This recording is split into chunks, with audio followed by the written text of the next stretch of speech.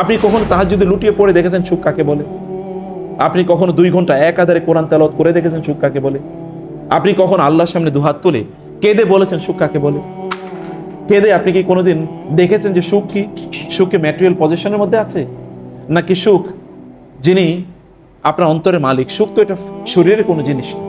এসির মধ্যে থাকলে যে আপনি সুখে থাকবেন, নট নেসেসারিলি। আপনি যদি সিংহাসনের মধ্যেও থাকেন, মোস্ট পাওয়ারফুল, প্রচন্ড ক্ষমতাধর, তারপরে যে আপনি সুখী, এটা কে বলবে? যদি তাই হতো তাহলে তো ফেরাউনই সবচেয়ে বেশি সুখী থাকতো।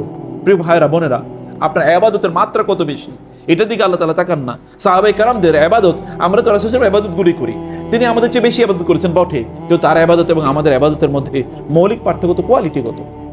সাহাবায়ে কেরাম ইবাদতের মধ্যে আমাদের ইবাদতের মৌলিক পার্থক্য তো কোয়ালিটিগত। তারা নামাজে দাঁড়ালে তাদের শরীরে যদি তীর বিদ্ধ হতো, এগুলো খোলা হতো, তারপরে তারা উপলব্ধি করতে পারতেন না। আর আমরা 2 রাকাত নামাজের প্রথম রাকাতে কি পড়ি, সেটাই দ্বিতীয় রাকাতে আমাদের মনে থাকে না। আপনি সুখ পাবেন কোত্থেকে, প্রশান্তি পাবেন কোত্থেকে? মানে আমাদের মৌলিক সমস্যা হলো যে আমরা তো পারপাস বুঝি না, কেন আছি, কি উদ্দেশ্যে আছি। আপনি যখন ঘর থেকে নামেন তখন আপনি কি উদ্দেশ্যে নেমেছেন বলেন? আপনি যদি ওই উদ্দেশ্যে, আপনি যখন নামাজে যান, মসজিদে যান, তখন যদি আপনার এই অবস্থা থাকে যে আমি আমার রবকে স্মরণ করতে যাচ্ছি, কেন 5 ওয়াক্ত নামাজ তিনি আমাদের জন্য ফরজ করেছেন, কেন আপনার রাসূল এই কথা কি বলেন নাই? ওয়াজুইলাত কুররাতু আইনি ফিস সালাহ, আমার অন্তরের শান্তি, আমার চোখের প্রশান্তি নামাজের মধ্যে আছে। তার মনটা যখন খারাপ হয়ে যেত তখন তিনি কি বেলালকে বলতেন না যে বেলাল তুমি নামাজের ব্যবস্থা করো, আরিহনা বিহা, আকিমিস সালাত আরিহনা বিহা, না বেলাল তুমি নামাজের ব্যবস্থা করো, আমার অন্তরটা একটু শান্ত করা দরকার। আল্লাহ কি তার রাসূলকে বলেন নাই যে আপনি জানেন ওয়ালাকাদ ইয়ালামু ওয়ালাকাদ না'লামু আন্নাকা ইয়াদিকু সাদরুকা বিমা ইয়াকুলুন ফাসাব্বিহ বিসমি রাব্বিকা ওয়া কুম মিনাস সাজিদিন ওয়াবুদ রাব্বাকা হাত্তা ইয়াতিয়াকাল ইয়াকিন। আমি জানি ওদের কথা আপনার মনটা খুব খারাপ করে দেয়, ওদের কথা আপনার অন্তরকে খারাপ করে দিয়েছে, আপনার মনটা খারাপ করে দিয়েছে। এই কারণে আপনি নামাজে দাঁড়িয়ে যান, আপনি আমার তাসবিহ পড়ুন, এবং এর কারণে আপনার অন্তর ভালো হয়ে যাবে। রাসূলুল্লাহ সাল্লাল্লাহু আলাইহি ওয়াসাল্লামের জন্য আমুল হুজুন, যেটি তার জন্য দুঃখের বছর, ইয়ার অফ স্যাডনেস, সেই ইয়ার অফ স্যাডনেস আল্লাহ তাআলা তাকে তার সাক্ষাতে নিয়ে গিয়েছেন। গিফট দিয়েছেন কি? গিফট দিয়েছেন কি? সালাত। তার মানে সালাতের মধ্যে প্রশান্তি আছে, আপনি কষ্ট দুঃখ সব ভুলে যাবেন নামাজের জন্য। 5 বার আপনার রব তিনি আপনাকে ডেকে নেন তার সাক্ষাতে, আপনি তার স্মরণ করলে আপনার সকল কষ্ট দূর হয়ে যায়। আপনি 5 বার পৃথিবীর কোন প্রেসিডেন্টের কাছে যদি যাওয়ার সুযোগ পান, তাহলে আপনি চিন্তা করে দেখেন তো কি হতে পারে। পৃথিবীর কোন প্রেসিডেন্টের কাছে 5 বার আপনার অ্যাক্সেস আছে, কার অ্যাক্সেস আছে এরকম? আর আপনার প্রতিদিন তার সামনে দাঁড়ানোর অ্যাক্সেস আছে, এবং সেখানে আপনি যা বলেন তা তিনি মনোযোগ দিয়ে শোনেন। আল্লাহ রাসূল বলেছেন ইযা কামা আহাদুকুম ইলাস সালাতি ফাইন্নাহু ইউনাজি রাব্বাহু আকরাবু মা ইয়াকুনুল আবদু মিনার রাব্বি ওয়া হুয়া সাজিদুন ফায়াকসিরু ফিহি দুআ।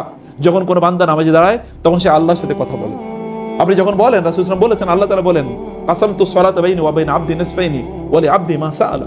আমার বান্দা যখন নামাজে দাঁড়ায় তখন আমি ওই নামাজকে তার মাঝে এবং আমার মাঝে অর্ধেক অর্ধেক ভাগ করে নেই, অর্ধেক ওর জন্য, বাকি অর্ধেক আমার জন্য। যখন আমার বান্দা বলে আলহামদুলিল্লাহি রাব্বিল আলামিন, তখন আমি বলি আমার বান্দা আমার প্রশংসা করেছে। যখন বলে আর রহমানির রহিম মালিক ইয়াউমিদ্দিন, তখন আমি বলি আমার বান্দা আমার বন্দেগী করেছে, আমার স্তুতি জ্ঞাপন করেছে। যখন আমার বান্দা বলে ইয়াকা না'বুদু ওয়া ইয়াকা নাস্তাইন, তখন আমি বলি প্রথম অংশ আমার জন্য, দ্বিতীয় অংশ আমার বান্দার জন্য। এরপর থেকে যখন সে বলতে থাকে ইহদিনাস সিরাতাল মুস্তাকিম একবার ওয়ালাদ দাল্লিন পর্যন্ত, তখন আমি বলি আমার বান্দা যা চায় আমি তাকে তাই দিয়ে দিলাম। এর তিনি বলেন না 5 ওয়াক্ত নামাজ তো আপনার জন্য, আপনার রবের দরবারে হাজিরা দেয়ারই কেবল না, আপনার রবের দরবারে আপনার সবকিছু পাওয়ার এবং চাওয়ার সে অবস্থা। আপনি মনে করেন আপনার রাসূল সাল্লাল্লাহু আলাইহি ওয়াসাল্লাম তিনি গরিব ছিলেন? নো, তার সম্পদের প্রাচুর্য ছিল, কিন্তু এই সম্পদ তিনি কি করেছেন কি? রাসূলুল্লাহ সাল্লাল্লাহু আলাইহি ওয়াসাল্লাম সম্পদ, আমাদের জীবনটা এতটা আত্মকেন্দ্রিক, আমরা কেবল সম্পদ উপার্জন করি আমার নিজের জন্য, আমার পরিবারের জন্য, অথবা আমার ছেলে মেয়েদের জন্য। এর বাইরে কোনো কিছু নাই, এর বাইরে কোনো চিন্তা নাই। আপনি ডিগ্রি অর্জন করেন কেবল, তাইলে আপনার ইনকাম হবে অনেক বেশি, তাহলে আপনার পরিবার পরিজনকে আপনি সার্ভ করতে পারবেন, আপনার তখন স্যালারি বাড়বে, আপনার তখন ইনক্রিমেন্ট বাড়বে। বাট হোয়াট অ্যাবাউট ইউর মানে serving your creator and serving the creation of your creator? আপনার স্রষ্টাকে আপনি সেবা করবেন, স্রষ্টার সৃষ্টিকে আপনি সেবা করবেন, সেই বিষয় কই? সে মানসিকতা কোথায়? আপনি মানুষকে এমনিতে কোনো মানুষকে ডাক দিয়ে তার সেবা করে দেখেছেন যে সেখানে অন্তরের স্যাটিসফ্যাকশন, যা প্লেজার কেমন আসে? এটা কেবল আল্লাহর জন্য করেছেন, এটা করেই দেখুন না, এটা করেই দেখুন যে আপনার তখন পরিতৃপ্তিটার লেভেলটাকে, আপনি তখন পারপাসফুল লাইফ লিড করছেন। রাসূল ইসলাম বলেছেন কোন একজন ব্যক্তি সকালবেলা যখন ঘুম থেকে উঠে এবং তার আখিরাত কেন্দ্রিক যদি তার আজকের জীবনটা সাজায়, আজকে আমি যা করব সব কাজ আখিরাত কেন্দ্রিক করব, যদি এটা এই ব্যক্তি করে, তাহলে আল্লাহ সুবহানাহু ওয়া তাআলা এই গোটা দুনিয়া ওই ব্যক্তির পেছনে ঘুরিয়ে দেন। গোটা দুনিয়া এবং ওই ব্যক্তির পেছনে ঘুরতে থাকে। রাসূল ইসলামের পেছনে কি ফেরেশতা এসে আসমানে ফেরেশতা মানে পাহাড়ে ফেরেশতা এসে বলে নাই, জিবরিল এসে কি বলে নাই, ইয়া রাসূলুল্লাহ আল্লাহ পাঠিয়েছেন আপনি আমাকে অনুমতি দিতে এই উহুদ পাহাড়কে আপনার জন্য স্বর্ণ বানিয়ে দেওয়ার জন্য? অথবা পাহাড়ের ফেরেশতাকে এসে বলেন নাই আল্লাহ পাঠিয়েছেন কাঁদো খাদো, আল্লাহ পাঠিয়েছেন ইয়া রাসূলুল্লাহ আপনি কেবল অনুমতি দেন এই দুই পাহাড়কে এই জনপদের মানুষের উপর ছুড়ে মারি এবং তাদেরকে আল্লাহ তাআলা ধ্বংস করে দেবেন। রাসূলের কাছে কি অনুমতি নিয়ে আসেনি? পৃথিবীতে চেয়ে পাওয়ার আর কি আছে? যুদ্ধের ময়দানে তার জন্য ফেরেশতা আসেন না? 5000 ফেরেশতা এসেন, 3000 ফেরেশতা এসেন, ও জুনুদ আল্লাম তারাওহা। আপনি দেখেন খন্দকের যুদ্ধে আল্লাহ পাঠিয়েছেন কি? আল্লাহ তো পাঠিয়েছেন কেবলমাত্র রিহ, বাতাস। বাতাস দিয়ে আল্লাহ সুবহানাহু ওয়া তাআলা নাস্তানাবুদ করে দিয়েছেন তাদেরকে, কারণ তাদের পারপাস ছিল আল্লাহ সুবহানাহু ওয়া তাআলার, লক্ষ্য ছিল আল্লাহর। সুলাইমান আলাইহিস সালাতু ওয়াস সালাম তিনি যুদ্ধে যাবেন, যুদ্ধের জন্য 10,000 ঘোড়া প্রস্তুত করেছেন, কিন্তু আল্লাহর জিকির মানে কেবল আসরের নামাজ পড়তে পারেন নাই, এই কারণে 10,000 ঘোড়াকে তিনি জবাই করে ফেলেছেন। এই ঘোড়া আমার দরকার নাই, আমার রবের আমি ইবাদত করতে পারলাম না, আমার এটা আমাকে আল্লাহর ইবাদত থেকে, আল্লাহ জিকির থেকে। কোরআনের সূরাত সাদ আছে যে আমার রবে আন যিকরি রব্বি হাত্তা তাওয়ারাত বিল হিজাব, এটা আমাকে আমার রবের জিকির থেকে একটু কিছুক্ষণের জন্য বিরত রেখেছে। এরপরে তিনি এগুলোকে জবাই করে ফেললেন। আল্লাহ তাআলা বললেন, সুলাইমান তুমি যেহেতু ঘোড়াকে আমার পথে জিহাদ করবে, আমার দিনকে প্রতিষ্ঠা করবে, এই জন্য তুমি ঘোড়ার ব্যবহার করতে চেয়েছিলে, কিন্তু এই ঘোড়া তোমাকে কিছুক্ষণের জন্য আমার স্মরণ থেকে বিরত রেখেছিল, এই কারণে তুমি ঘোড়াকে জবাই করে দিয়েছো। এখন আর ঘোড়া দিয়ে তোমার যুদ্ধ করা লাগবে না, এখন তুমি যুদ্ধ করার জন্য বাতাস ব্যবহার করতে পারো, এখন তুমি যুদ্ধ করার জন্য এখন জিনকে ব্যবহার করতে পারো, তোমাকে সকল প্রপার্টি ওউতিতু মিন কুল্লি শাই। তিনি বলেছেন যে আমাকে আল্লাহ সুবহানাহু ওয়া তাআলা সব কিছু দিয়েছেন, সব ক্ষমতা আল্লাহ সুবহানাহু ওয়া তাআলা তাকে প্রদান করেছেন। সম্মানিত ভাইরা, আপনি যখন ঘর থেকে সকালবেলা বের হন তখন আপনি কেন বের হচ্ছেন? আপনি যে নেটওয়ার্কে আসেন, কেন আসছেন? আপনি আপনার লক্ষ্য উদ্দেশ্য কি? কেবল কয়টা ইনকাম করার জন্য কি এরকম জায়গায় আসা লাগে? ইনকাম করার জন্য কি এয়ার কন্ডিশনার রুমে থাকা লাগে? ইনকাম করার কি এত দূরে আসা লাগে? না, আসা লাগে না। আপনাকে নিশ্চয়ই এগুলো প্রত্যেকটার পেছনে একটা নির্দিষ্ট বড় একটা লক্ষ্য আছে। আল্লাহ আপনাকে পাঠিয়েছেন বিশাল একটা বড় দায়িত্ব, যেটা ইস্তিখলাফ, লাখলিফান্নাহুম ফিল আরদি কামা ইসতাখলাফাল্লাযিনা মিন ক্বাবলিকুম। আল্লাহ সুবহানাহু ওয়া তাআলা আপনাদেরকে এই জমিনে দায়িত্ব দিয়েছেন। আমরা কেবলমাত্র খাই, দাই এবং ঘুমাই, আমাদের জীবনটা যেন এমন না হয়ে যায়। তাহলে আমাদের জীবনের সাথে প্রাণীর জীবনের পার্থক্য কি বলেন?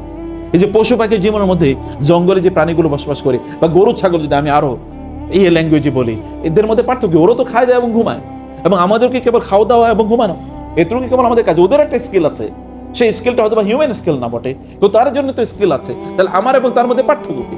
আমাদের একটা গ্রেটার পারপাস আছে আমার জীবনে, ওর কোনো পারপাস নাই, ওর কোনো জবাবদিহিতা নেই। কারণে পারপাস যেহেতু নাই, জবাবদিহিত নাই। আপনার পারপাস আছে, এবং for every action and reaction আপনাকে অবশ্যই জবাবদিহিতা আসতে হবে। ফামান ইয়ামাল মিসকালা যাররাতিন খায়রান ইয়ারা ওয়া মান ইয়ামাল মিসকালা যাররাতিন শাররান ইয়ারা। প্রত্যেকটি মুহূর্তে আপনি আল্লাহ সুবহানাহু ওয়া তাআলা কেন আপনাকে সৃষ্টি করেছেন এবং আপনি যে কাজটি করছেন সেই কাজটি আপনি কেন করছেন, এই জিনিসটি আপনার নিজকে আপনি জিজ্ঞাসা করা দরকার। আমরা মুসলমানরা কেমন খাই দাই ফুর্তি করে জাতিতে পরিণত হয়েছে। মানবতার জন্য আমাদের পূর্বপুরুষদের অনেক কিছু ছিল, কিন্তু আমাদের কি আছে বলেন? মানব জাতির জন্য আমরা কি করেছি? এই ফ্যানের নিচে আছে, এটাও অমুসলমানদের তৈরি। এসির নিচে তাও মুসলমানদের তৈরি, ক্যামেরা তাও মুসলমানদের তৈরি, আপনার মোবাইল তাও অমুসলমানদের তৈরি, সব ওরাই তৈরি করছে। এবং এগুলো দিয়ে আমরা এখন ওগুলোর মধ্যে আমরা নিমজ্জিত হয়ে আছি। না, আমরা মানবতার জন্য করছি কি? মানবের জন্য, মানব জাতির জন্য আমরা কি করছি, বা নিজেদের জন্য কি করছি? আপনি আপনার প্রতি কেন জুলুম করছেন? আপনি কি আপনার প্রতি জুলুম করছেন না? মনে হয় অবশ্যই জুলুম করছেন। একজন ব্যক্তি, কোরআনে কি আল্লাহ তাআলা বলেন নাই যে ব্যক্তি এটা করছে সে ফাকাদ যালামা নাফসাহু, সে তার নিজের উপর জুলুম করেছে। যে হে লোকেরা, লা তাযলিমুনা আনফুসাকুম, তোমরা তোমাদের নিজেদের উপর জুলুম করো না। লা তাযলিমু আনফুসাকুম ওয়া মা যালামুনা ওয়ালাকিন কানু আনফুসাহুম ইয়াজলিমুন, তারা আমার উপর জুলুম করেনি, তারা বরং নিজের উপর জুলুম করেছে।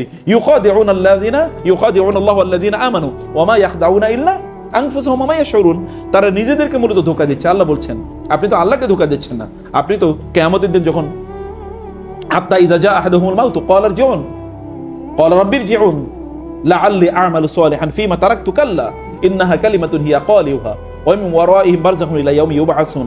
কিয়ামতের দিন আল্লাহ সুবহানাহু ওয়া তাআলা তিনি বলছেন, কিয়ামতের দিন লোকেরা যখন দেখবে পরিস্থিতি এরকম, তখন লোকেরা কি বলবে? তারা বলবে আল্লাহ রাব্বি ইরজিউন, আবার দুনিয়াতে পাঠান, লাআল্লি আ'মালু সালিহান, যেন আমি একটু ভালো কাজ করতে পারি, ফীমা তারাকতু, অতীতের জীবনে যা করে এসেছি এরকম আর করব না, আমরা যেন একটু ভালো কাজ করতে পারি, আমাদেরকে আবার দুনিয়া পাঠান। আল্লাহ তাআলা বলেন কাল্লা, না, নেভার, ইন্নাহা কালিমাতুন হুয়া কায়রুহা, ও এরকম কথাই বলতো আগে। ওয়া মিন ওয়ারাইহিম বারযাখুন ইলা ইয়াউমি ইউবআসুন, কিয়ামত পর্যন্ত তাকে বারযাখে থাকতে হবে। এরপরে কিয়ামত, তারপরে তাকে ইয়াউমুল বাস,